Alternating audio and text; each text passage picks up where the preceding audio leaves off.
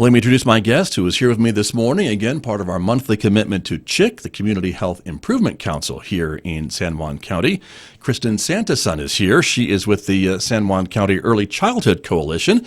And good morning to you. Thank you for coming in this morning. Good morning. Thank you for allowing us to be here. You bet. It's an exciting topic and an interesting thing to be talking about because there's a lot of attention, I think, being focused on early childhood education in our state and in our county.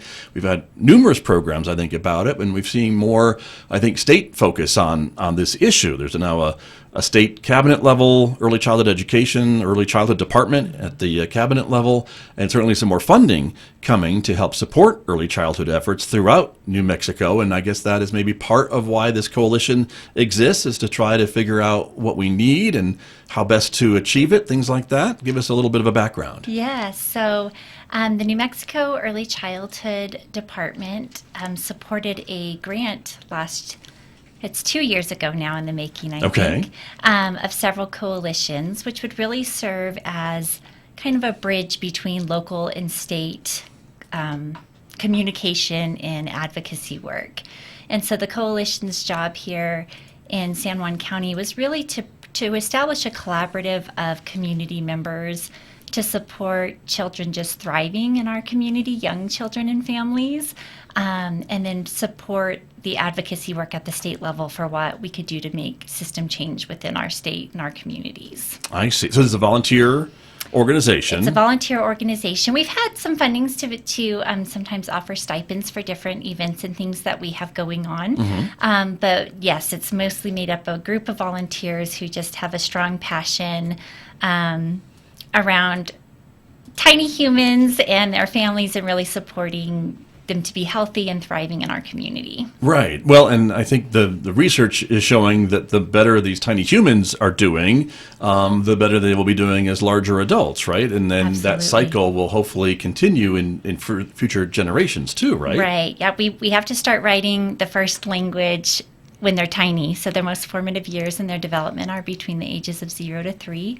And so we really want to really establish a very strong foundation as they're growing, because we all grow up to be adults, and all of that has an impact for sure. Very true, very true. And so with the work that's been done so far and the work that's still to be done, you have been looking, the coalition, not you personally, but the coalition has been looking at kind of what's available in San Juan County, maybe what some of our strengths and weaknesses are. Is that kind of where things stand at the moment? Yes, so we did a community needs assessment, and so we did several dialogue circles with families in different areas of our county, and then we also did some different type of survey style type of things.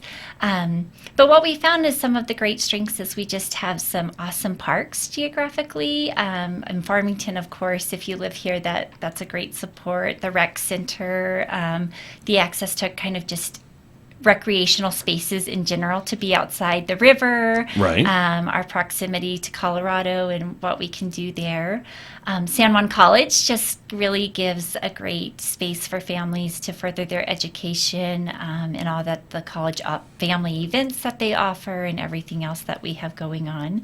And then we have such a diverse culture and community that we really can start to learn from each other and start to support, what does a collaborative community look like, and how do we bring in everybody's lived experience to really support change here? Right. All those things really positively affect a child's development Absolutely. And upbringing, I guess, and development, right? And so that's important. But there are some things we need to work on too, right? And that's also part of the coalition's job, is to kind of look at those and try to figure out ways or provide maybe resources or ideas to fix these challenges too, right? Right. So we really come together, and our idea is in addressing some of these is to really think about everybody's lived experience, and through those lived experiences, what can we do, what can we learn, and how can we do better. Right. And so some of the things we're working on is access to high quality healthy foods, access to high quality health care,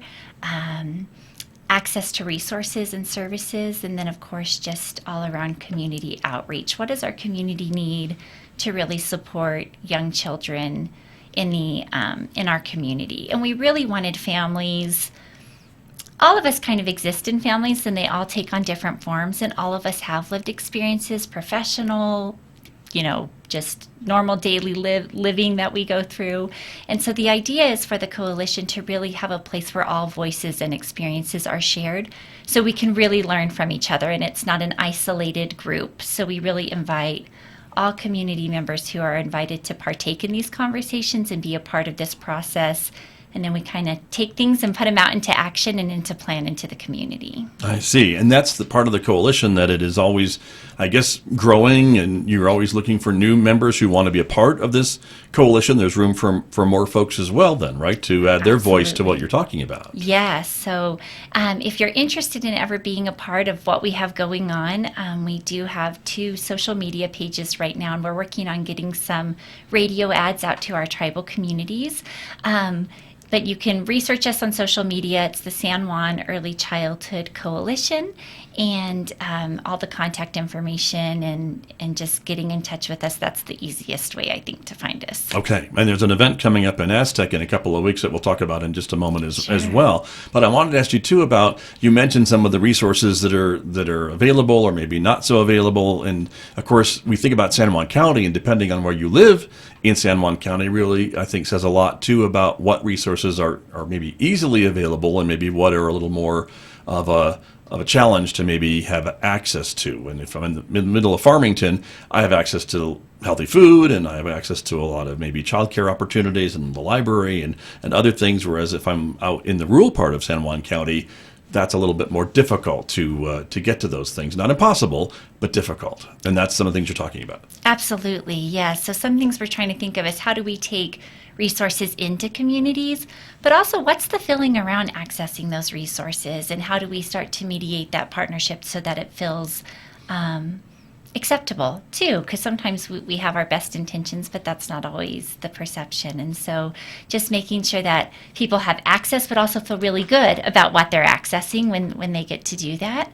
And so we're lucky that we have this great county with this great diversity in this great geographical region, but at the same token, like you said, it really does present some challenges, especially for our rural communities with access to, everything's on the internet, but you can't access the internet, or office hours, or even transportation and getting to places. So thinking more broadly about how do we have mobile units where we can actually meet families where they're at and that sort of thing. Right. And this includes certainly the parts of the county that are on the reservation as well as off reservation. And there's still rural areas off reservation as well as on. And so this is all part of this ongoing conversation. Yes. Yes. And it doesn't stop. So the work those are pretty hefty topics that we talked about. Right.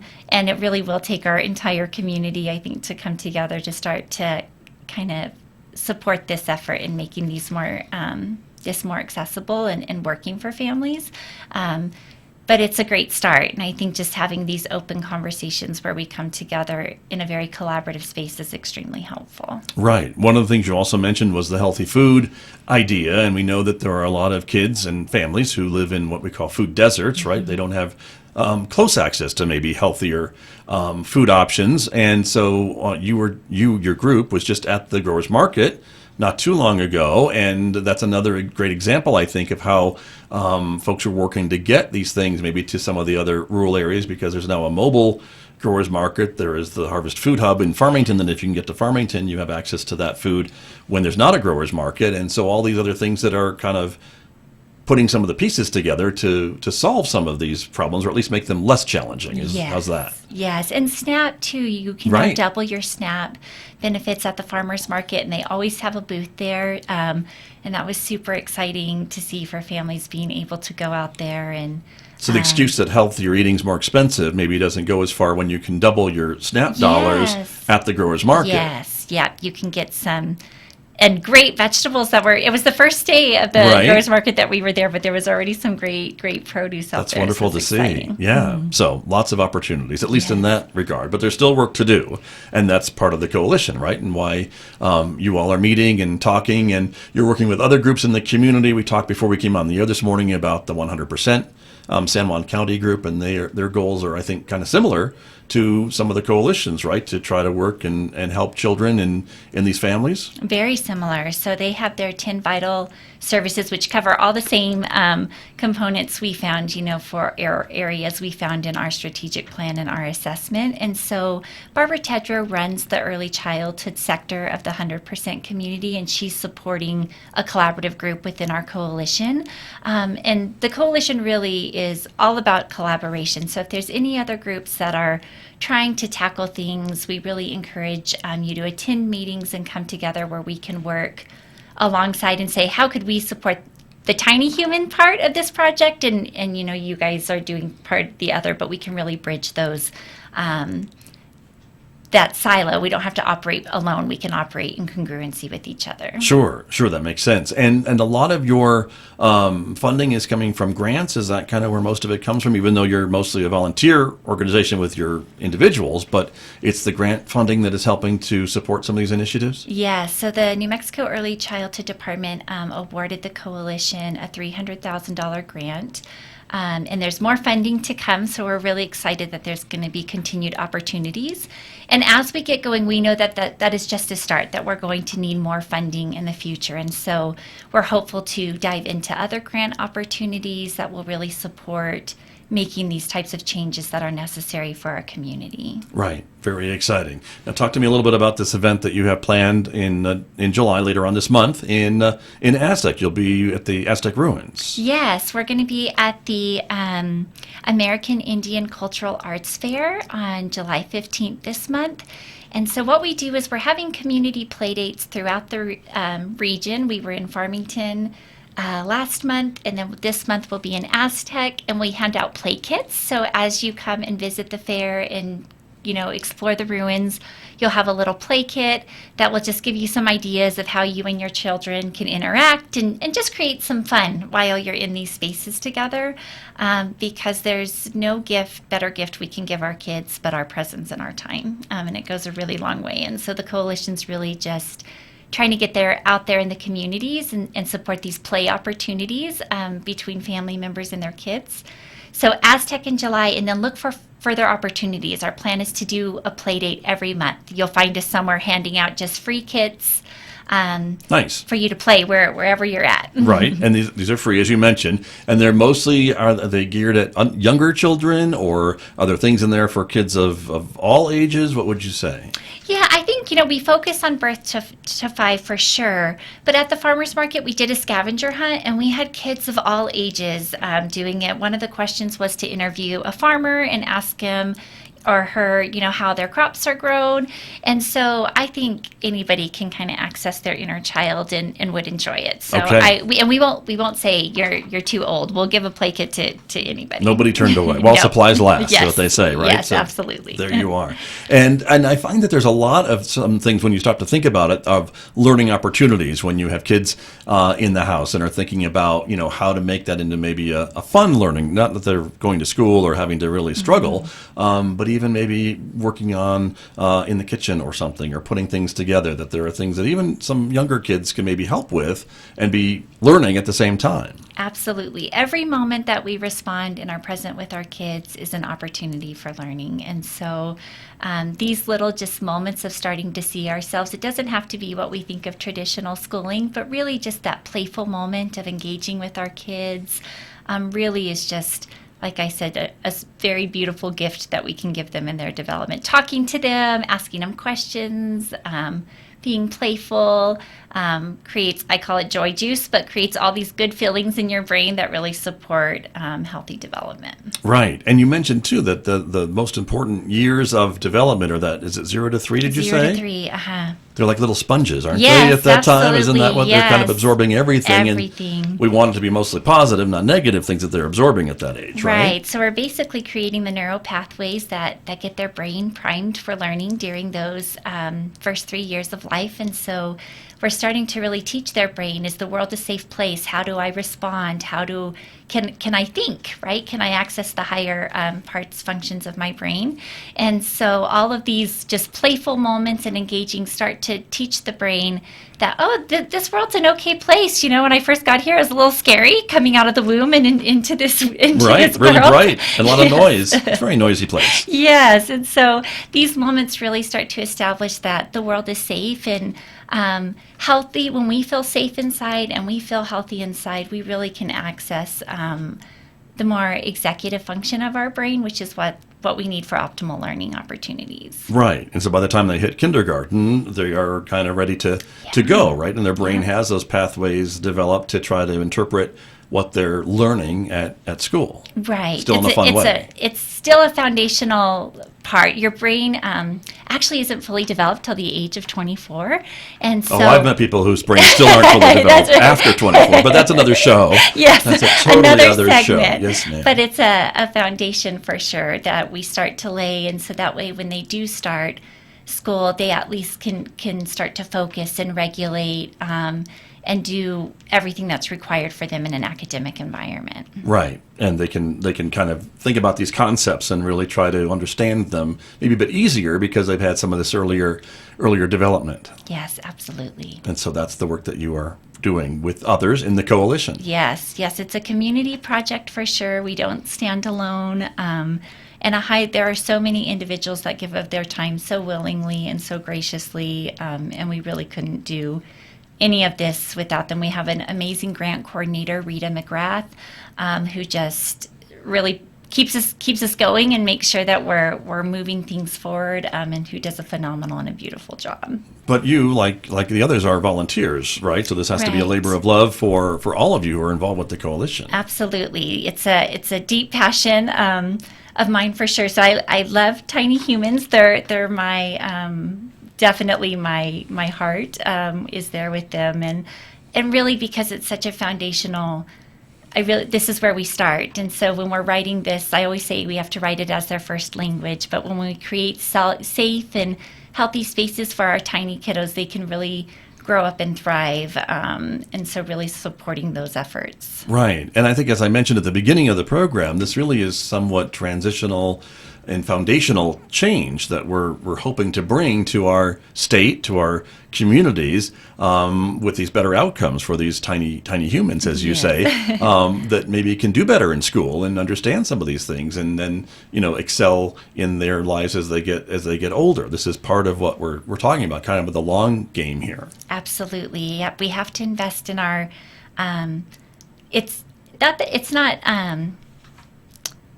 Starting when they're young, we just don't have to do as much repair later, right? So Right. we start and we lay this really strong foundation, and then they're able to really grow and be successful in life. And it doesn't mean repairs can't happen, because absolutely we're all resilient and we're all building.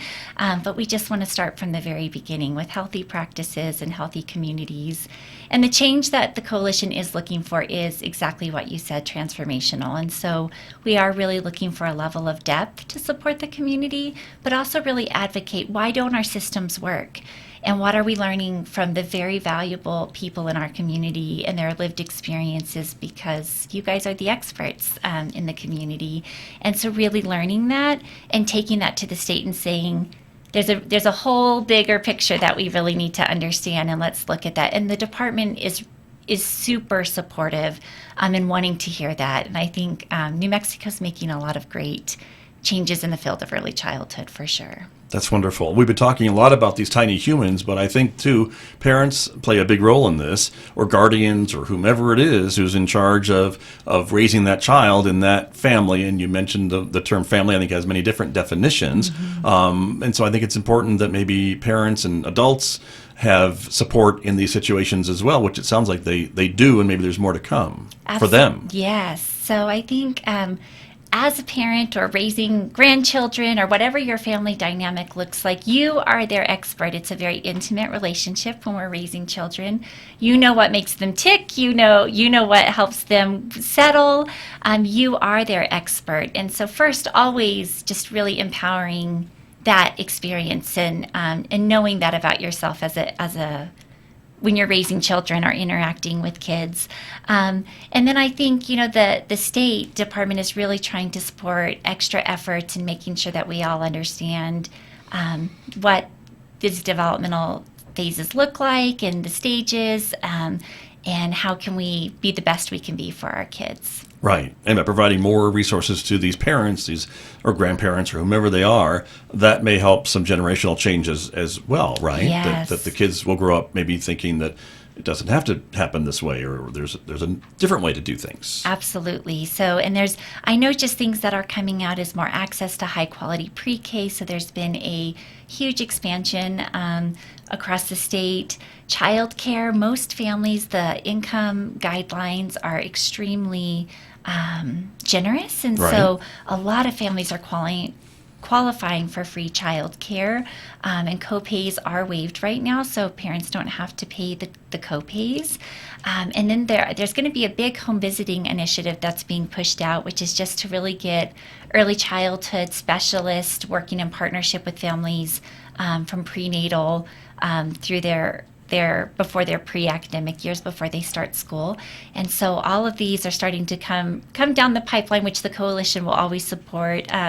And then, of course, the department from the state is supporting as well. Right. So very exciting time, I would think. And this is a state initiative, so we may not be hearing about these things in other states because they're just not doing it, or maybe they're doing something a little bit different. But in New Mexico, this seems to be a pretty important focus from Santa Fe and what we're hearing. And so if there are parents who are listening or watching us this morning that are looking for childcare or trying to figure it out, the message that I keep hearing, not just from you, but from others, is that there should be resources available at a very low, if not reduced cost for parents in New Mexico, for children. Yes, yeah. And right now, if you qualify for state assistance, the only thing, your copay is covered, and the majority of your tuition is covered. So it's really minimal fees that you have to endure. So having access if you're in a community with accessibility. Well, there you go. So, yes. And that's what we talked about too. And I guess too, there are still maybe some wait lists in some areas as well. And so I think as we are building capacity